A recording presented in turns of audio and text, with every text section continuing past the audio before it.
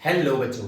तो आज हम डिस्कस करने वाले हैं क्लास 9th और क्लास 10th के लिए बहुत ही इंपॉर्टेंट टॉपिक, राइट।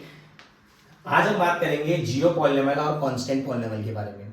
जब हम बात करते हैं जीरो पॉलिनोमियल और कांस्टेंट पॉलिनोमियल की, तो यहाँ पे जो हमें डिफिकल्टी देखने को मिलती है वो है इसके डिग्री के बारे में, राइट। और दोनों क्लास 9th और क्लास 10th में ये बहुत इंपॉर्टेंट क्वेश्चन है ऑब्जेक्टिव के लिए कि degree of zero polynomial and degree of constant polynomial. तो इसके लिए हम बात करते हैं, पहले हम बात करेंगे जीरो पॉलिनोमियल के बारे में। तो कोई भी अगर एक्सप्रेशन हमें क्या दिया हुआ है, अगर कोई भी हमें जीरो वैल्यू दी हुई है तो that means that is a zero polynomial.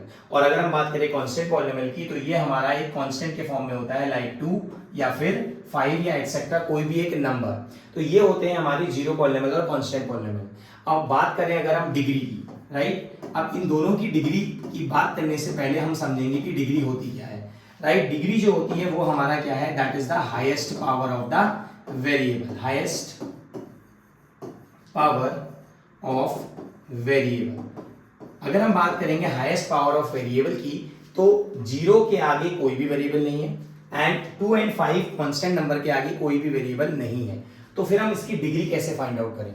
तो इसके लिए सबसे इजीएस्ट जो मेथड है हमारे पास वो ये है कि अगर मैं बात करूं जीरो पॉलिनोमियल की, अगर मैं बात करूं जीरो पॉलिनोमियल की, अगर मैं इसके आगे कोई भी एक वेरिएबल लगाता हूं, ठीक है, अगर मैंने एक आगे x लगाया, तो यहाँ पे जब भी कोई x जब किसी भी जीरो नंबर से मल्टीप्लाई होगा तो the answer will be zero always, right. अब हम बात करेंगे अगर डिग्री की, तो डिग्री होती है हमारे पास किसकी, वेरिएबल की।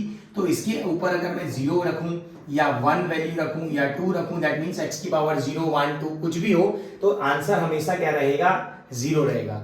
बट इसकी डिग्री डिफाइंड नहीं है, बिकॉज x की पावर 0 1 2 कुछ भी अगर हम रखें तो आंसर हमेशा जीरो आने वाला है। तो डिग्री इतनी सारी नहीं हो सकती है, तो इसकी जो डिग्री है वो नॉट डिफाइंड। तो इसका मतलब हम समझ में आया कि जीरो जो पॉलिनोमियल जो है, जो जीरो पॉलिनोमियल की डिग्री होगी वो क्या होगी, नॉट डिफाइंड। मतलब आप ये श्योरिटी नहीं बता सकते कि इसकी डिग्री क्या होगी, राइट। वहीं पे अगर हम बात करें कांस्टेंट पॉलिनोमियल की, अगेन अगर हम बात करेंगे कांस्टेंट पॉलिनोमियल की, तो हम इसका एग्जांपल ले लेते हैं 2 से, राइट। तो अगर हम 2 की बात करें तो इसके आगे भी कोई भी वेरिएबल नहीं है एंड डिग्री जो होती है वो हमेशा किसकी होती है, वेरिएबल की होती है, and that is the highest power.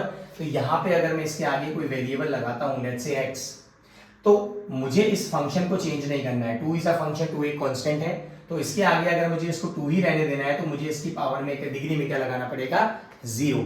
That means अगर मैं x की पावर 0 लिखता हूं तो x की पावर 0 इज ऑलवेज 1। तो ये फंक्शन बन जाएगा 2 multiply by 1, that will be always 2।